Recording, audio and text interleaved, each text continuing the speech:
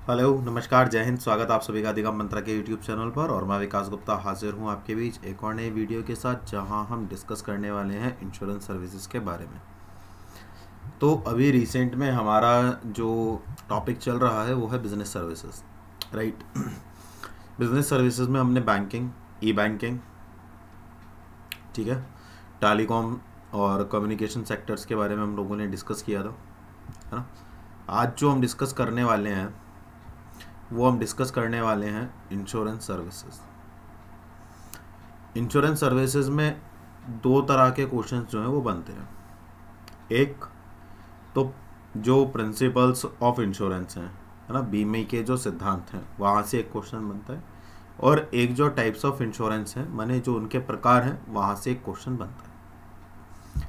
प्रयास ये किया है कि जो ईजीएस्ट लैंग्वेज में हो सकता है उससे उस लैंग्वेज में आपको एक्सप्लेन किया जाए और आपके सामने उस ईजीएस्ट लैंग्वेज के साथ आपको प्रेजेंट किया जाए, ताकि सभी जो बच्चे हैं उन्हें समझने में आसानी हो। क्यों? क्योंकि हमें केवल और केवल ये जानना है कि कोई भी चीज़ का जो सब्जेक्ट है उसका मैटर क्या है ना, वो कहना क्या चाहता है, उसका मतलब क्या निकल रहा है, या उसके बारे में क्या जानकारी हमें चाहिए। तो अगर हमारे पास उसके बारे में थोड़ी भी जानकारी है तो हमारे लिए किसी भी क्वेश्चन को अटेम्प्ट करना आसान हो जाता है, ठीक है। तो आज जो हम डिस्कस करने वाले हैं वो हम डिस्कस करने वाले हैं इंश्योरेंस सर्विसेज। इससे जो हमारा बिजनेस स्टडीज़ है वो धीरे धीरे आगे बढ़ रहा है, ठीक है। दो तीन चीज़ें हैं।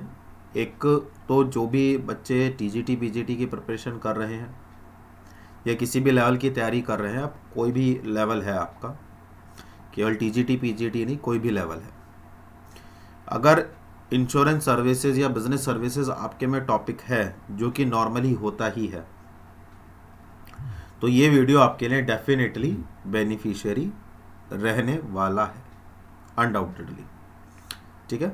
तो पीछे काफ़ी जो क्लासेस हैं हम लोगों ने शेड्यूल्ड की हैं, ठीक है।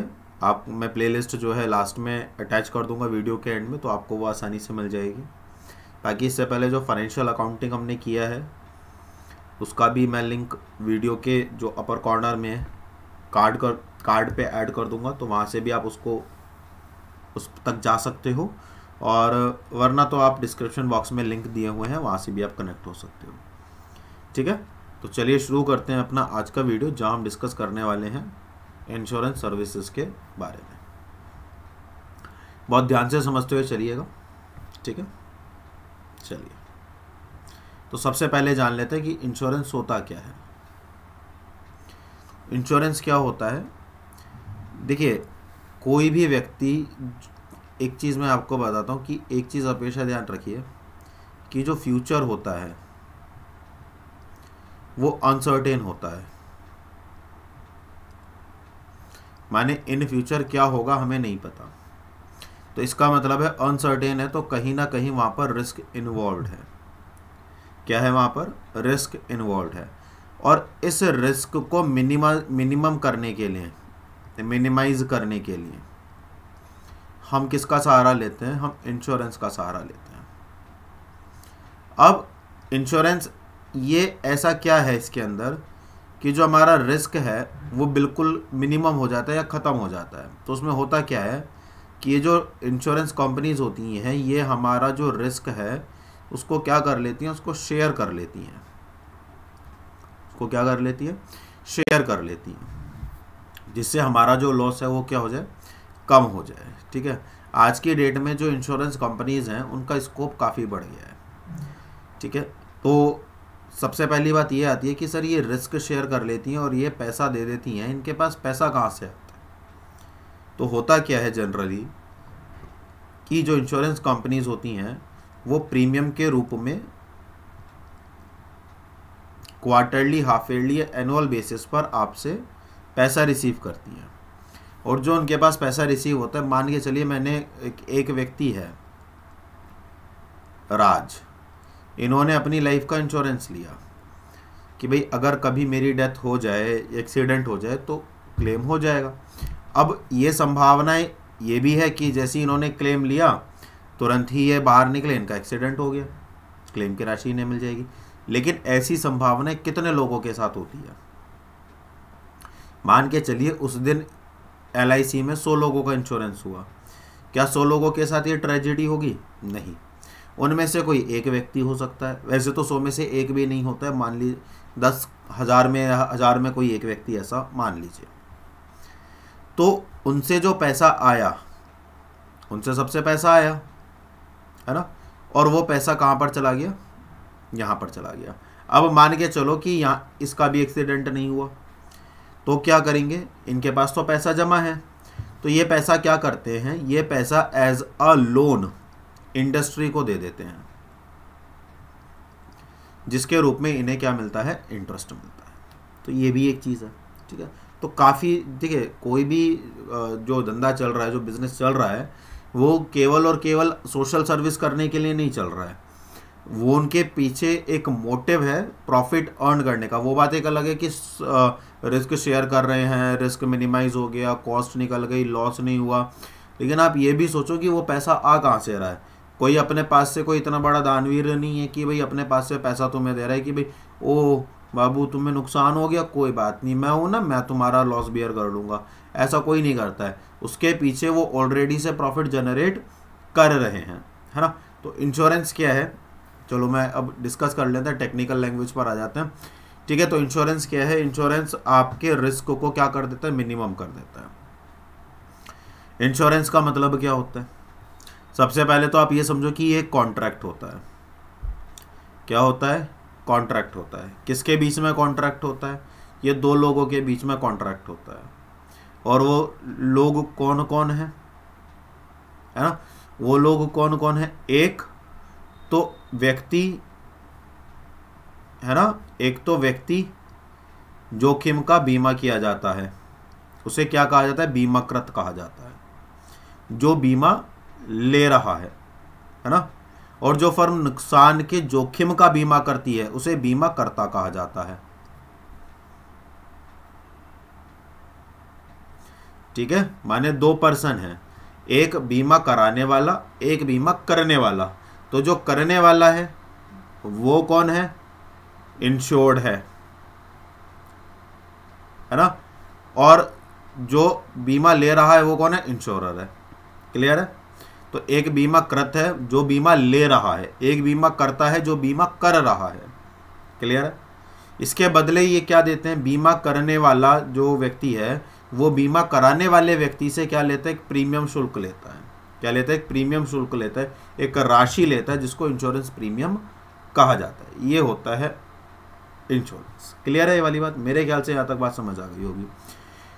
देखिए कुछ प्रिंसिपल्स हैं, प्रयास है आपको समझ में आ जाएंगे। नेचर ऑफ कॉन्ट्रैक्ट, अनुबंध का मतलब क्या होता है? मैंने आपके सामने कोई टर्म रखी, कोई कंडीशन रखी सॉरी, और आप उस कंडीशन को एग्री कर रहे हो, उसको कहा जाता है नेचर ऑफ कॉन्ट्रैक्ट। मान के चलिए आप अधिगम मंत्रा आए और अधिगम मंत्रा पर आपने कहा कि सर हमें कोर्स लेना है ना। क्या लेना है? कोर्स लेना है। मैंने कहा बेटा आप किसका कोर्स लेना चाहते हो? आपने कहा सर TGT PGT का कोर्स लेना है। मैंने कहा बेटा TGT PGT का तो डेट अभी अनाउंस हुआ नहीं है ना, तो ऐसी भी संभावना है कि वो 1-2 साल आगे खिंच जाए।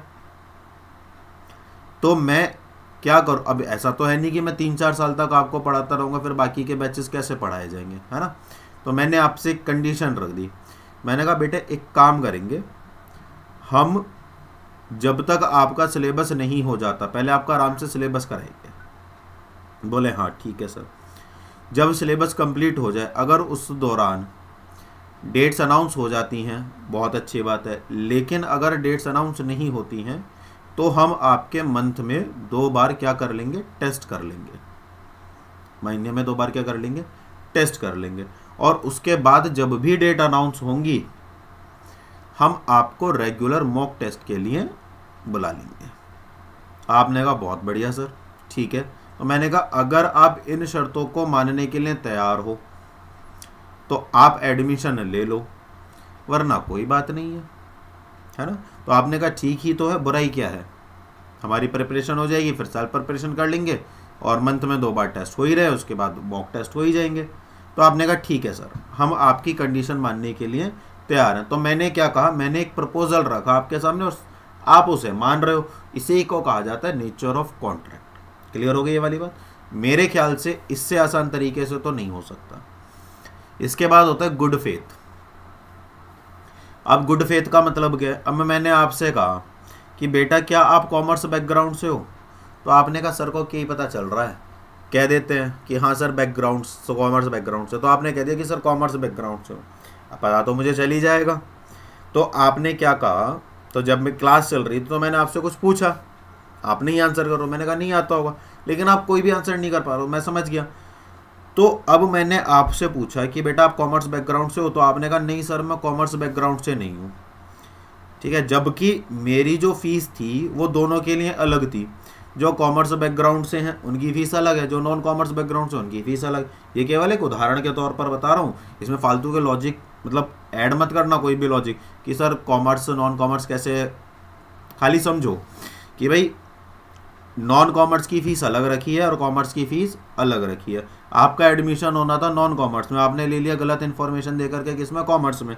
तो अब ऐसी परिस्थिति में क्या मैं आपको वो सर्विस प्रोवाइड करा पाऊंगा जो आप चाहते हो? तो आप कहोगे नहीं।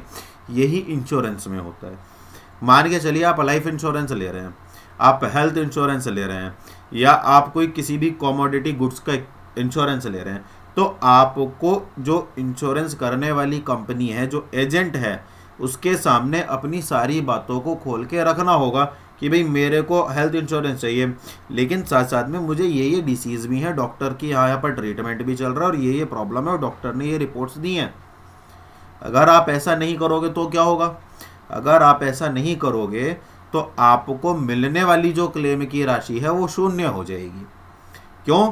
क्योंकि आपने जो कॉन्ट्रैक्ट है उसमें सारी बातें क्लियरली डिस्क्लोज नहीं की। तो ऐसी परिस्थिति में जो अनुबंध है वो खत्म हो जाता है।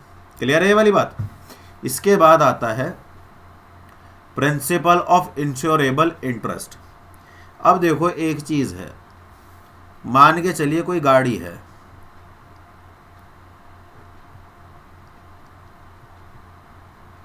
ठीक है, कोई क्या है, गाड़ी है, आपने इसका इंश्योरेंस करा लिया।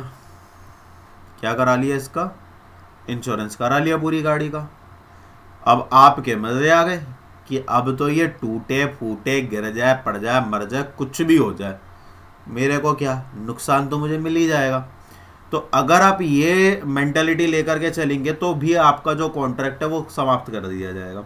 इसका मतलब क्या? इसका मतलब ये है कि अगर आपने किसी वस्तु का कोई सॉरी इंश्योरेंस कराया है तो उसमें आपका इंटरेस्ट जो है वो रिमेन बना हुआ रहना चाहिए।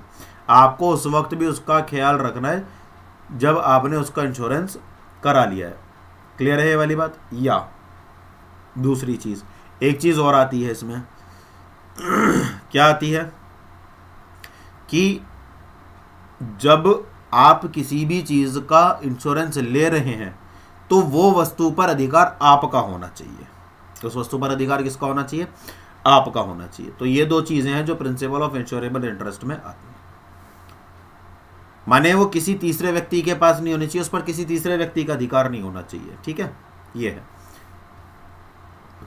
इसके बाद आता है प्रिंसिपल ऑफ इंडेमिनिटी। यहां से तो कई बार क्वेश्चन पूछा गया है प्रिंसिपल ऑफ इंडेमिनिटी से।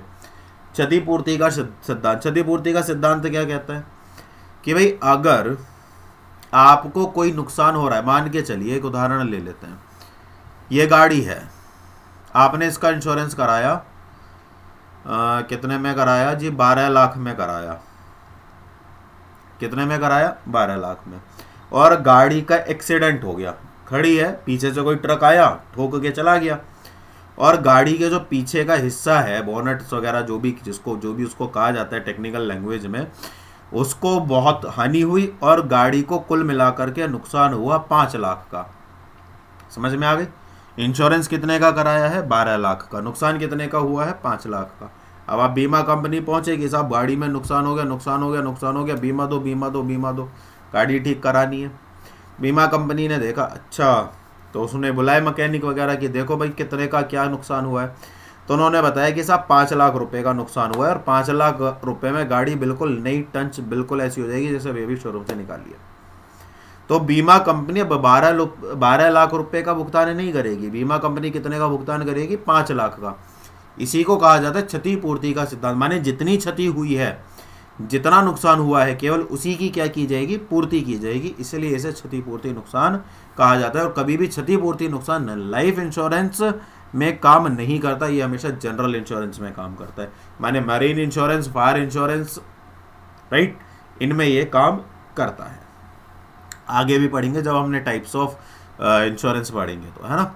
इसके बाद आता है प्रिंसिपल ऑफ सबरोगेशन। अब प्रिंसिपल ऑफ सबरोगेशन का मतलब होता है अधीनता का सिद्धांत। अब ये अधीनता क्या है? अधीनता का मतलब है, मान के चलिए आप गाड़ी ड्राइव कर रहे हैं। आप क्या कर रहे हो? गाड़ी ड्राइव कर रहे हो, और गाड़ी ड्राइव करते करते आप तो सही जा रहे हो, सामने से एक भाई साहब मोबाइल पर बतियाते हुए वो लगा लेते ना एयरडॉप्स लगाते हुए तेज रफ्तार बाइक से आ रहे और सीधा अंदर यहाँ तक। अब आपको आप तो डैमेज हुए, गाड़ी भी डैमेज हो गई। आप तो डैमेज हुए, साथ में गाड़ी भी डैमेज हो गई, और बाइक के तो परकच्चे उड़ गए।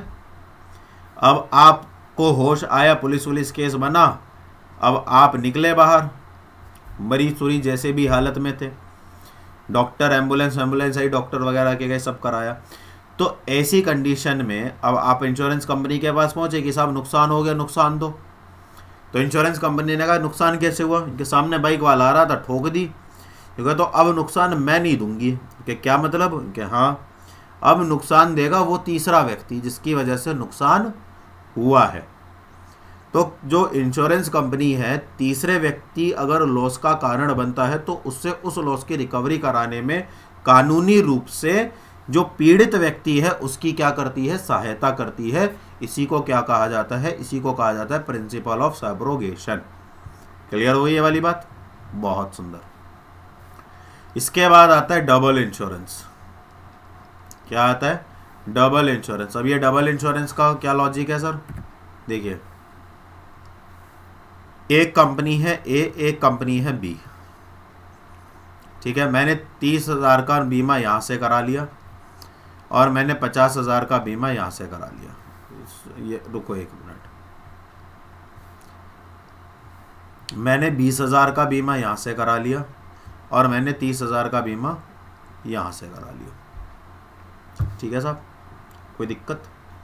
अब क्या हो गया? अब मुझे नुकसान हो गया 40,000 का, या कम ले लेते हैं, 20, 18, 15,000 ले लो, चलो, मुझे नुकसान हो गया 15,000 का। अब सवाल ये है कि इस नुकसान की भरपाई कौन करेगा? अब तुम तो बहुत होशियार हो, हैं? तुम चाह रहे हो कि इंश्योरेंस ए भी दे दे कंपनी और क्लेम बी भी दे दे। ऐसा नहीं होता।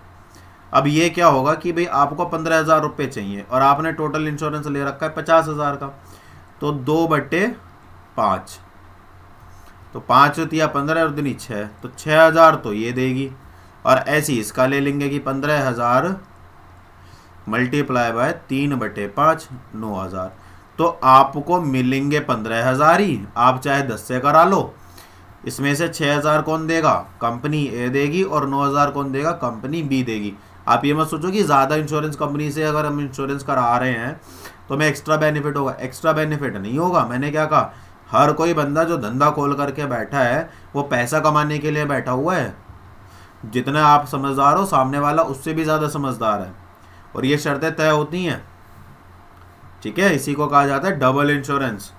इसके बाद आता है प्रॉक्सीमेट कॉज। प्रॉक्सी है ये,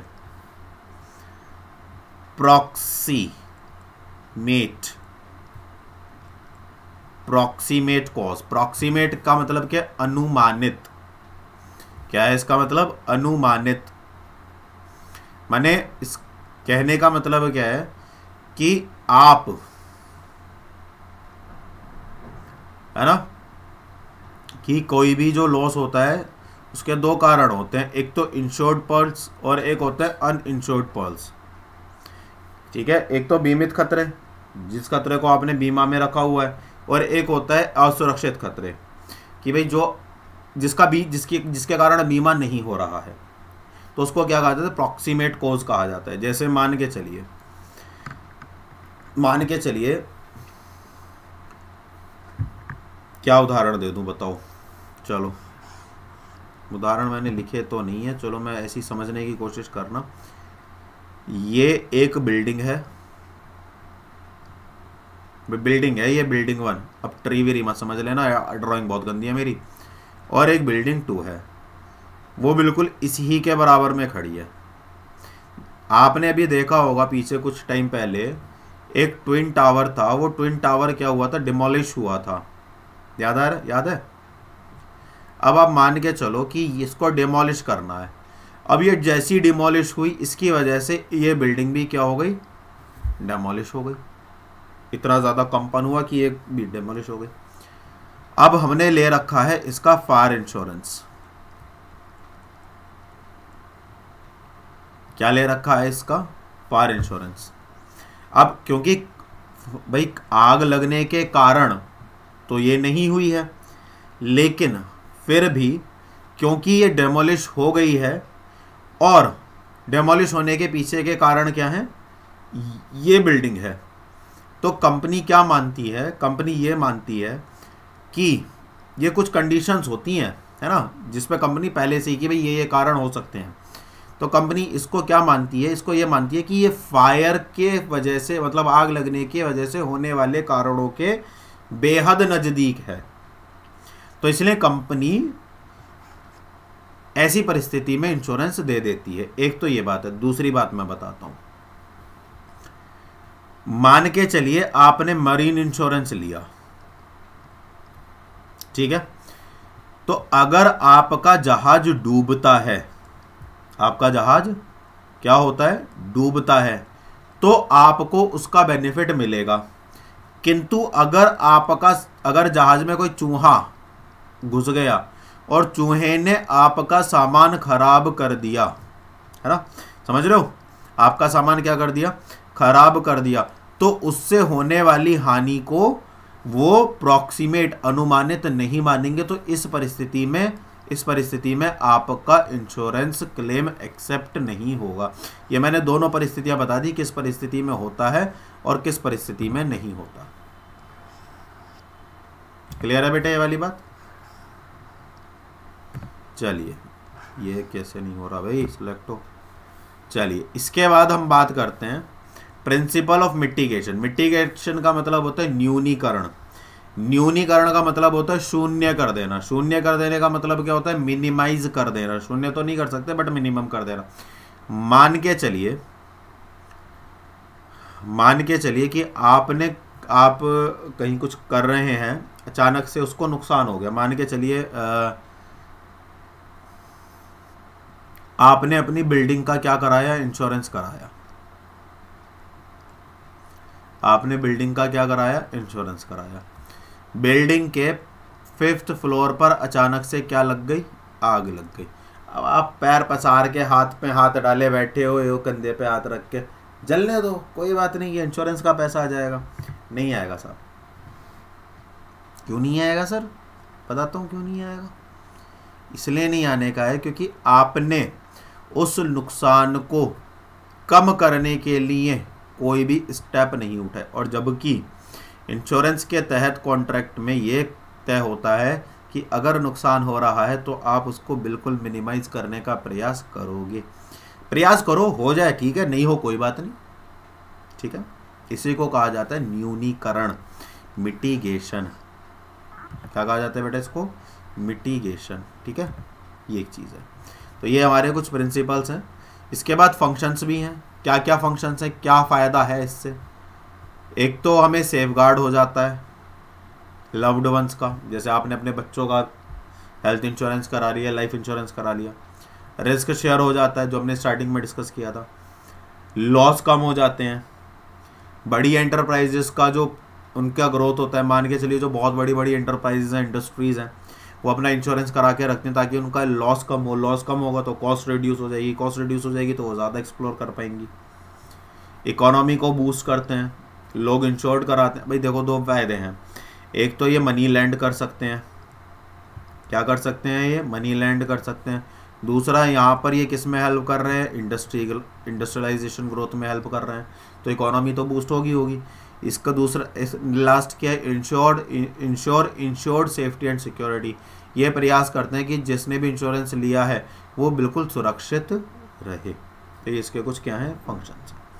4 तरह का बेसिकली इंश्योरेंस होता है, life insurance, health insurance, marine insurance और फायर इंश्योरेंस, जिसके में हम 3 के बारे में आज डिस्कस करने वाले हैं, लाइफ, फायर और मरीन इंश्योरेंस के बारे में। ठीक है, दिख रहा होगा, नहीं दिख रहा है तो मैं कुछ कुछ चीज़ें हाईलाइट करूंगा, बस उन्हें चीज़ों को समझते रहना।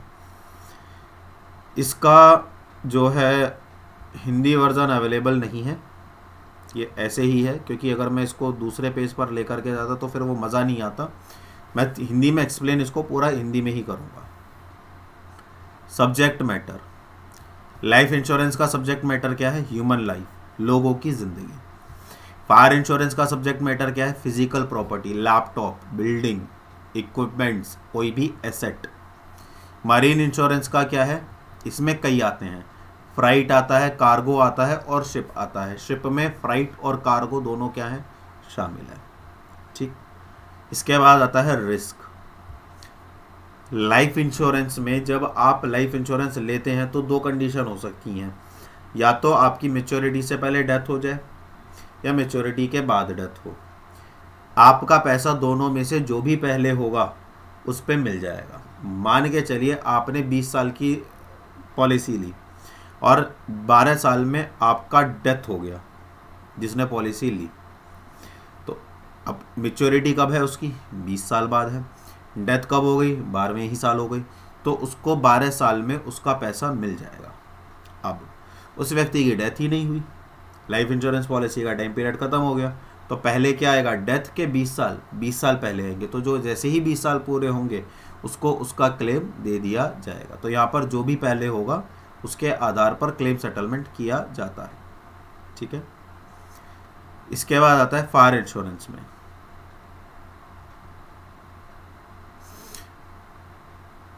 दूसरा फायर इंश्योरेंस में क्या है, हम फायर इंश्योरेंस तब करते हैं जब हमारे पास पॉसिबिलिटी होती है कि यहाँ पर उससे नुकसान नहीं होगा। जैसे मान के चलिए कोई एक ऑब्जेक्ट है, वो क्या करता है, वो आग को अपनी तरफ खींचता है। अब आप कहने लोगों कि साहब इसका इंश्योरेंस, फायर इंश्योरेंस कर दो, तो वो देखेंगे कि क्या ये आग को अपनी तरफ खींच रहा है कि नहीं खींच रहा है, तो वो पाते हैं कि तो आग को अपनी तरफ खींच रहा है, तो ऐसी परिस्थिति में उसका इंश्योरेंस नहीं हो सकता है। ऐसी वस्तु का होगा जो आग को नहीं खींचता, जैसे बिल्डिंग है, तो बिल्डिंग क्या आग को खींचती है, नहीं खींचती है ना, वो आग को नहीं खींचती, इसमें बिल्डिंग का इंश्योरेंस होता है। क्या गाड़ी आग को खींचती है, नहीं खींचती, उसका फायर इंश्योरेंस नहीं होता है ना। बात समझ में आ गई, तो ये एक चीज़ है, क्लियर है। तो फायर इंश्योरेंस किन चीज़ों का होगा, जहाँ पर जो आग से संबंधित वस्तुएं हैं वो उनमें होने वाला जो रिस्क है, हानि है, वो कम से कम होगी या नहीं ही होगी। मरीन इंश्योरेंस में क्या है, मरीन इंश्योरेंस तब किया जाता, अनप्रेडिक्टेबल है, तो ये क्या कब किया जाता है, रिस्क में और मे नॉट अराइज, ये रिस्क हो भी सकता है और नहीं भी। आप माल लेकर के, कार्गो लेकर के जा रहे हो, समुद्र में लहरें बन गई, तो सुनामी आ गई, कुछ अप डाउन हो गया, तो पॉसिबिलिटी है, वरना डेली के जहाज जाते हैं आते हैं, माल आता है जाता है, इंटरनेशनल ट्रेड चलता है, कहाँ कितना नुकसान हो रहा है। ये हो भी सकता है, नहीं भी हो सकता है, हो गया नुकसान मिल जाएगा, नहीं होगा तो कोई बात नहीं है, नहीं मिलेगा। टाइम फ्रेम क्या होता है, लाइफ इंश्योरेंस प्रीमियम में कम से कम 5 से साल से ज़्यादा का होता है, इसमें लगभग 1 साल के होते हैं। अच्छा, ये जो मरीन इंश्योरेंस है ये डिपेंड करता है, इसमें दोनों तरह का हो सकता है। 1 साल का ज़्यादातर तो ये इसलिए होता है कि भाई आप हमारा जो शिप है वो चला जाए और आ जाए, बस कि भाई जितने का आना और जाना है उतने पीरियड का इंश्योरेंस करा दो, हमें कोई आपत्ति नहीं है ना, क्लियर है। इसके बाद आता है इंश्योरेबल इंटरेस्ट। भाई इंश्योरेबल इंटरेस्ट जो है वो सभी केसेस में प्रेजेंट होना ज़रूरी है ना, ऐसा नहीं है कि नहीं होना चाहिए, सभी में इंश्योरेबल इंटरेस्ट होना चाहिए। माने आप कि आप जब आप किसी भी वस्तु का इंश्योरेंस ले रहे हैं उसकी ऑनरशिप आपके हाथ में होनी चाहिए। एक आता है पेमेंट ऑफ प्रीमियम। जब उसका प्रीमियम होता है, उसकी जो कॉल होती है, जो मंथली, क्वार्टरली, हाफ ईयरली या एनुअल बेसिस पर दी जाती है, उसको कैसे दिया जाता है? तो लाइफ इंश्योरेंस में तो उसको इंस्टॉलमेंट के रूप में दिया जाता है। फायर इंश्योरेंस में एक ही साथ दिया जाता है लमसम बेसिस पर, और ऐसे ही मरीन इंश्योरेंस में भी किस बेसिस पर दिया जाता है? लमसम बेसिस पर दिया जाता है। भाई इतने का लाइफ इंश्योरेंस है, पैसा दो, इंश्योरेंस कराओ, किस्सा खत्म। इसके बाद आता है इंडेमनिटी एग्रीमेंट। ये मैंने अभी बताया था कि जितना रिस्क है उतना ही पैसा मिलेगा। अब आप किसी भी पर्सन की लाइफ को, क्या आप उसकी वैल्यू एस्टिमेट कर सकते हो? भाई मान के चलो ये कोई व्यक्ति है जिसका लाइफ इंश्योरेंस हुआ और इसकी डेथ हो गई। अब क्या आप इसके माता पिता के लिए इस पर्सन की वैल्यू को एस्टिमेट कर सकते हो? 10 लाख, 15 लाख, 20 लाख, 50 लाख? बेशक ये 15,000 रुपये महीना कमा रहा है, 6,000 रुपये कमा रहा है, निठल्ला बैठा है, लेकिन फिर भी इसकी जो वैल्यू है वो प्राइसलेस है, मतलब अनमोल है अपने पेरेंट्स के लिए। तो आप उस केस में उसकी जो वैल्यू है उसको प्रेडिक्ट नहीं कर सकते। इसीलिए लाइफ इंश्योरेंस में कभी भी इंडेमनिटी का कॉन्सेप्ट अप्लाई नहीं होता। लेकिन फायर इंश्योरेंस में तो आप नुकसान एस्टिमेट कर सकते हो, मरीन इंश्योरेंस में भी आप नुकसान एस्टिमेट कर सकते हो। तो इन दोनों कंडीशन में जो इंडेमनिटी का कॉन्सेप्ट है वो अप्लाई होता है ना। इसके बाद आता है लॉस मेजरमेंट। अब लॉस मेजरमेंट क्या है साहब? आप कभी भी ह्यूमन बीइंग का लॉस मेजर नहीं कर सकते। वही जो मैंने अभी बताया था, यहाँ पर आप मेजर कर सकते हो, है ना। लॉस मेजर कर सकते हो कि नहीं कर सकते हो, वो एक चीज़ है। जिसका लॉस मेजर हो सकता है उसी का इंडेमनिटी कॉन्ट्रैक्ट होगा, है ना। उसको उसी के अनुसार क्या मिल जाएगा? क्षतिपूर्ति मिल जाएगी। लेकिन जिसका आप एस्टिमेट नहीं कर सकते तो उसने जितने की पॉलिसी ली है उतना ही आपको भुगतान करना होगा, जो केवल और केवल किस में होता है? लाइफ इंश्योरेंस में होता है। इसके बाद आता है लास्ट हमारा the goal. Life insurance pro policy का जो गोल है वो है सेफ्टी प्रोवाइड करना, सेफ्टी प्रोवाइड करना, ताकि फ्यूचर सेफ रह सके। फायर इंश्योरेंस में क्या है? सिक्योरिटी प्रोवाइड करना। क्या है? सिक्योरिटी प्रोवाइड करना। और मरीन इंश्योरेंस में भी क्या है? एक तरह से सिक्योरिटी प्रोवाइड करना ही है। तो ये हमारे क्या है? ये हमारे आज इंश्योरेंस का कुछ छोटा सा टॉपिक है। एंड आई रियली होप कि आपको इंश्योरेंस से रिलेटेड जितने भी डाउट्स या क्वेरीज रहे होंगे या होंगे वो सभी आपको बिल्कुल क्या हो गए होंगे? क्लियर हो गए होंगे। तो अगर आपको वीडियो पसंद आया है, वीडियो अच्छा लगा है, चीज़ें समझ में आई हैं और आपके कॉन्सेप्ट्स क्लियर हुए हैं, तो आप मुझे कमेंट बॉक्स में बताइए कि फीडबैक दीजिए कि कैसा आपको आज का सेशन लगा। वीडियो को लाइक कीजिए ताकि मुझे पता चल सके कि हाँ भाई वास्तव में वीडियो अच्छा रहा, बच्चों को समझ में आया, पसंद किया है बच्चों ने। और वीडियो को शेयर एंड चैनल को सब्सक्राइब ज़रूर कीजिए। ऐसे बहुत सारे बच्चे जिन्होंने चैनल पर रेगुलर तो हैं लेकिन फिर भी उन्होंने उसको सब्सक्राइब नहीं किया है। वैसे बहुत सारे बच्चे हैं जो चैनल को शेयर नहीं कर रहे हैं। तो चैनल को ज़्यादा से ज़्यादा शेयर कीजिए ताकि ज़्यादा से ज़्यादा लोग कनेक्ट हो सकें, ठीक है। और बाकी जो भी कनेक्ट कर रहे हैं लोगों को, जो भी शेयर कर रहे हैं, उनका तहे दिल से बहुत बहुत धन्यवाद, आभार। मिलेंगे कल आपसे एक नई वीडियो के साथ। तब तक अपना ख्याल रखिए, खुश रहिए, मस्त रहिए। कोई भी प्रॉब्लम है, डाउट है, मेल कर दीजिए, वरना तो कमेंट बॉक्स आपके लिए 24 आवर्स खुला हुआ रहेगा। जय हिंद।